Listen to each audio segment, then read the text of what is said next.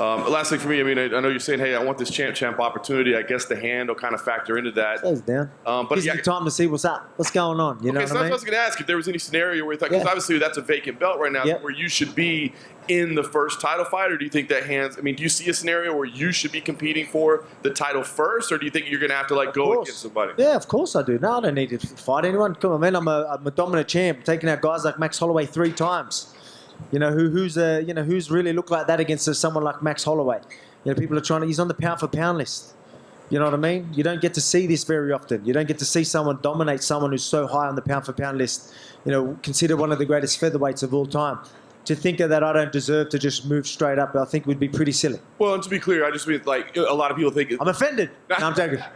You definitely deserve it. What I mean was like a lot of people say, look, it looks like Charles Oliveira and Islam Makhachev are lined up for that title first. Like, do you think that should happen first, or do you think, no, man, I should be the first? Maybe we don't even have to ask the question. You know what I mean? So, again, I wanted to be active, but you know, my division wasn't going to keep me active enough. I would have had to wait.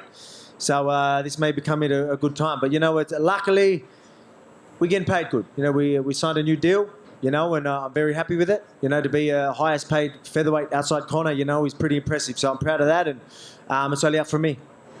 You spoke about obviously moving up to 155. Charles Oliveira today sent out a message to Conor McGregor trying to get that fight done. You know, if that does happen, where does that leave you and your hopes for capturing the title at lightweight? Can Conor even fight yet? Like, you know what I mean? Like, everyone's calling Conor's name, and they will always call Conor, but you know, I won't take that serious till there's pen on paper and there's some real serious talks. But again, let me see what's happening with this. It gives me time to see what's floating about and see what's happening. Maybe see what's happening in my division. Again, I want to be active, but if it's not opponents, maybe it's injuries that might slow me down a little bit. But other than that, I need to stay active, and I want that double champ status. And like I said, I can stay active enough, and I've proved that. What is it? 3 fights in 9 months. I just fought 3 months ago. Not many champions are doing that. I don't think I can get a #1 contender that quick and keep me that busy.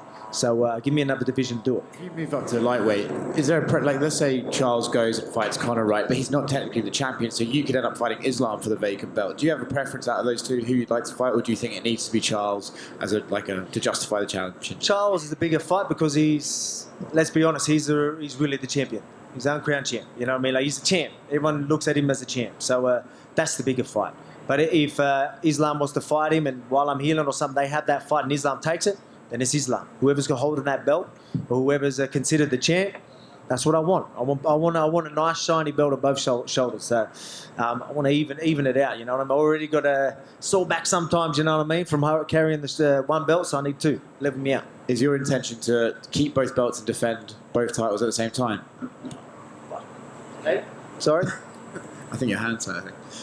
Do you intend on holding both belts at the same time and defending both titles, like running both divisions simultaneously? Yeah, 100%. Like, do I think I can defend both belts? Yeah, 100%. That's what I mean. I want to be active, and I'm a fighter that's proved that I can do it. A lot of people are fighting, you know, once a year or twice a year. Like, you know, it's hard to consider them to be able to do that. But I just fought 3 months ago, and it wasn't like I'm just fighting anybody. I just fought Max Holloway 3 months after. I had to prepare straight away for Max Holloway. You know what I mean? Like, I'm obviously serious about staying active, so you know, there's some credibility behind it. Would you add much weight to go up to 155, or would you have to stay the same? I'd stay where I'm at. I'm strong. I'm a strong dude. Strong, powerful. Keep that sharpness. Keep that speed. Man, like I said, like, I train with a lot of heavier guys. People, I don't know how they, you know, think that I wouldn't be able to handle it. Like I said, a lot of my training partners are very high level lightweights, if not even heavier sometimes.